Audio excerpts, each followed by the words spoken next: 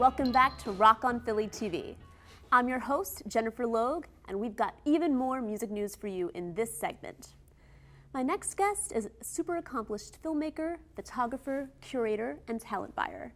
His Veteran Freshman platform has featured artists like Action Bronson, Music Soul Child, Ryan Leslie, Juicy J, and more to the stage. Let's give a big Rock on Philly welcome to Yusuf Muhammad, Hi. aka Veteran Freshman. Yes. Yusuf, thank you so much for coming to the show. Thank you. Thank you for having me. And since you gave me permission, Yui. Yui. Love yes, it. Yes. All of my good friends know me as Yui. So, Yui, you're well on your way to becoming a music mogul. You're doing so many great things. Thank you. I saw on your Twitter the other day that you met Russell Simmons. Yes. What was that like? Yeah, I got invited to a private event that he came to speak about his new, they have a new platform, I think it's called ADD, and it has, or AD, and it has to do, it's like basically just a new up and coming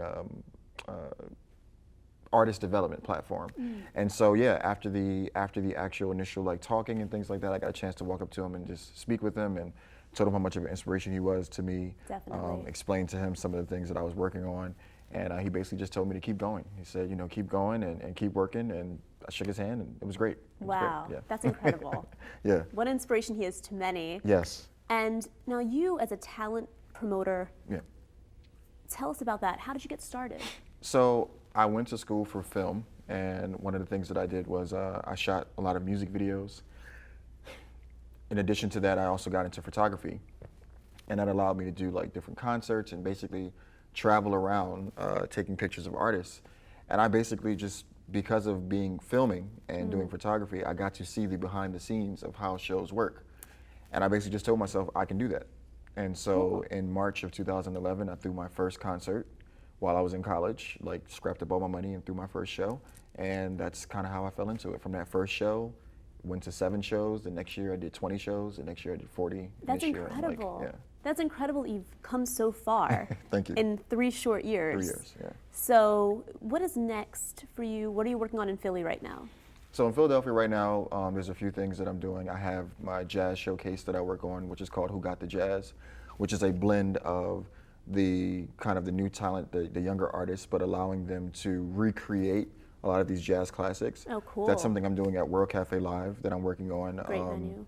I'm also working with Hard Rock Cafe on a few shows, still working with Live Nation, doing a lot of events here, AEG as well. So right now in Philadelphia, I'm kind of just cementing myself into different venues that I'm already involved in. That's basically what I'm doing there. Excellent. Now I got to talk about the United Nations. Yes. That is so cool. Yes, that was Speaking of the crazy. United Nations, tell us about that. So a couple of months back, I got a random phone call and was like, "Are you sitting down?"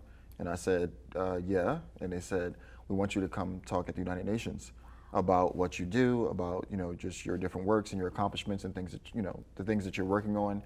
And of course, I didn't. It's one of those things you don't believe it till it happens. But then the paperwork started coming in and the emails started coming in, and we went and I spoke on a youth-led briefing. I was the youngest panelist. I was the only one that was kind of representing Philadelphia and representing the curator.